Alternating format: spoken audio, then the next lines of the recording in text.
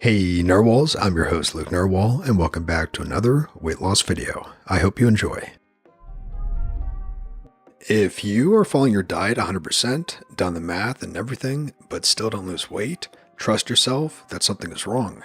I spent the past 5 years trying to lose weight. I was eating 1,500 calories a day, closer to 1,200 most days. I didn't lose weight, I just stopped gaining. I do have some health issues, so I thought it might have been related, but I got told by nearly everyone that I must be the reason, that I was lying about how much I ate, that I wasn't calorie counting correctly, and that I just had to eat less. I posted here once and got told the same thing, even here. I deleted the post out of shame.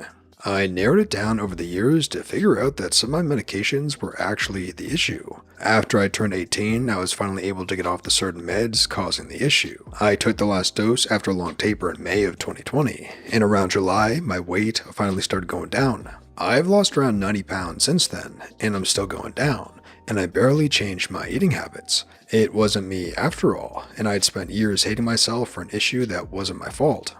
So, if you have done the math, following it 100%, but you're still not seeing change after a few months, see a doctor. Trust in yourself that something is wrong, and don't be too hard on yourself. There are definitely lots of little intricacies involved when it comes to medication.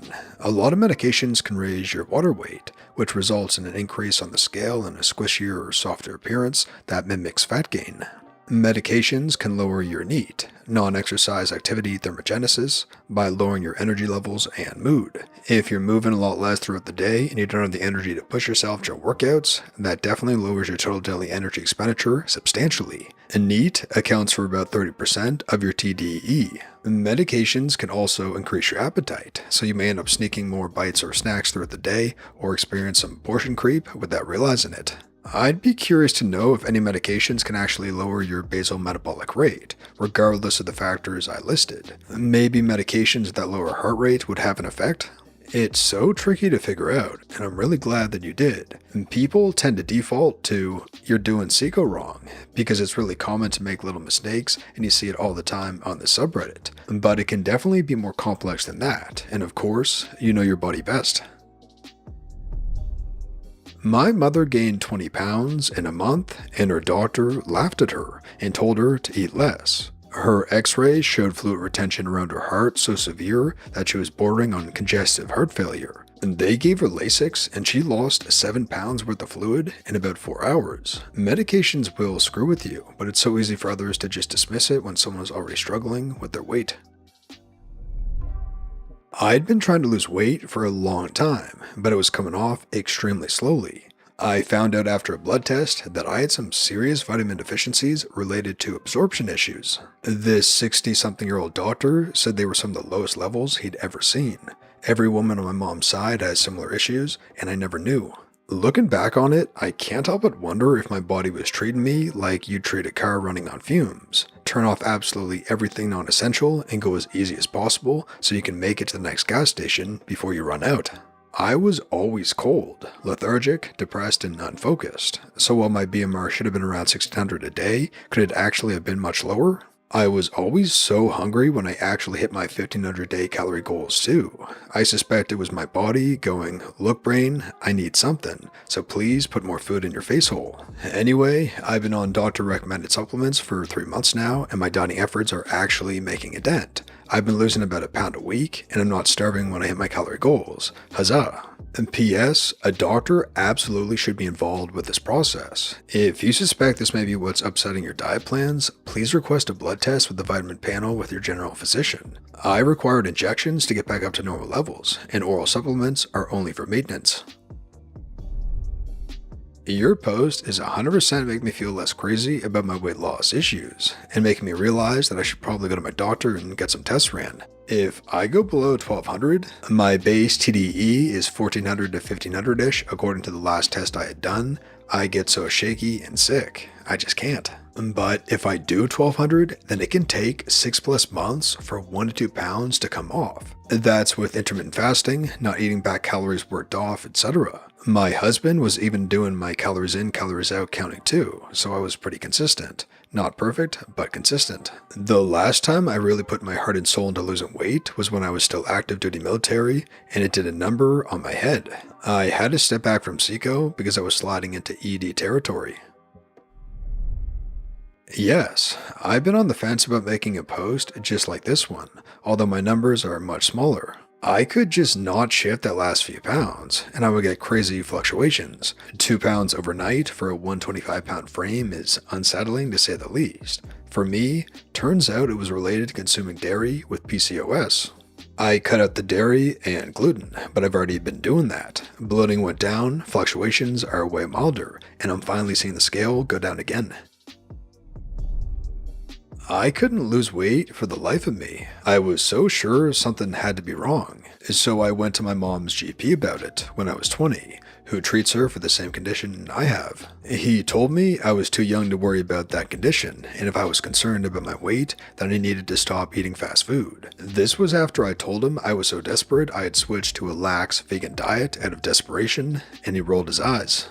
I had been struggling through my symptoms since I was about 12, on top of suddenly and rapidly gaining 60 pounds at 15. I steadily gained weight until I was 210 pounds at 22 and couldn't stand it anymore and kept going to new doctors until one actually listened and checked off a few extra boxes on my blood work. And boom, figured it out in one appointment. I plummeted 30 pounds in under 2 months once I was on the medication I needed. Losing weight has been much more achievable now. I've come here to tell people if they genuinely know they're doing everything right, then just go to the doctor. I've been downvoted and told that was bad advice and they just needed to weigh everything, as if that advice didn't give me an ED. I'm glad that you found the root, and it was something that you solved. I have PCOS and managed to lose 10 kilograms and got to an ideal weight, but I still don't look thin. I look average slim, and I eat around 1.2 to 1.3k calories a day. With PCOS, there isn't really a cure. The pill can go either way and help you gain it or help you lose it, and I can't even take the pill. Some girls have it way worse than me, but it really is tough to be the one who works out most and shows the least. It gets really discouraging sometimes. That's great to hear. It sucks that people just assume that you're lying to yourself. I've been struggling for years, and I was stuck at 212 pounds. I lost 55 pounds, and then it comes to a halt. I've tracked everything religiously, weighed my food, counted the oils I used in cooking, did not eat back the calories burned from working out, no cheat meals, avoided many foods that I couldn't count, adjusted macros, cut out sugar, eaten 1,700, 16, 15, and 1,200 calories a day. You name it, I've done it. I know what I'm doing, but the weight just doesn't change. I've asked my doctor to do some blood work or to see an endocrinologist, and the dude just refuses to help. He just tells me you need to eat less calories a day and pushes an expensive weight loss program on me. I need a new doctor. Congrats though. This is my story too.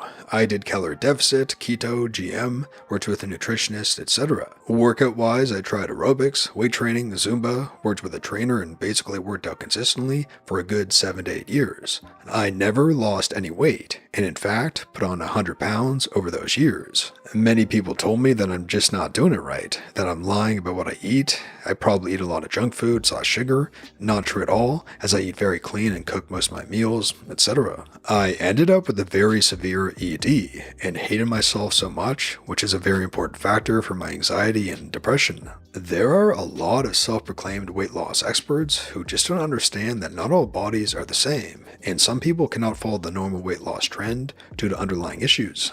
I blamed myself for not being normal. I was finally able to get the right diagnosis, meet the right doctor, and get on the right treatment plan. I've already lost 40 pounds since January, with no changes to my diet or lifestyle. Health issues causing weight gain is a thing, and there needs to be more awareness about this. That's because a lot of people think medication only causes you to gain weight by increasing your appetite, when some medication can actually cause water retention, lower metabolism, or even decrease in your muscle mass. This has been found to be a side effect of the contraceptive pill, by the way. Or even to just make you so tired that you can't move much would make it harder to lose weight. You read the same about physical activity. It doesn't count that much. Well, I'm losing faster now with even just a 1 hour walk than I used to when I wasn't able to move at all. and my job is sedentary. But at the same time, a lot more people don't actually count everything and are still overeating or eating back all their exercise calories, which is why people tend to assume you're doing something wrong first. I think there's room for both pieces of advice. It's the same with me. Unfortunately, my doctor and I are still trying to figure out which medications for me to use that won't cause weight gain and can still allow me to continue living painlessly. We also had to do some blood tests to make sure there wasn't anything dangerous going on with my health. Turns out I have a severe vitamin D deficiency too. Not weight related, but thank goodness we caught it now rather than years later. Moral of the story, check your medications and get those blood tests done every so often. And that brings us to the end of the video, Narwhals. I really hope you enjoyed. If you did, please tap subscribe to join our awesome community, the Narwhals, and for more weight loss stories that help you stay on track. And here's our featured Narwhal of the day. Weight loss through self-love.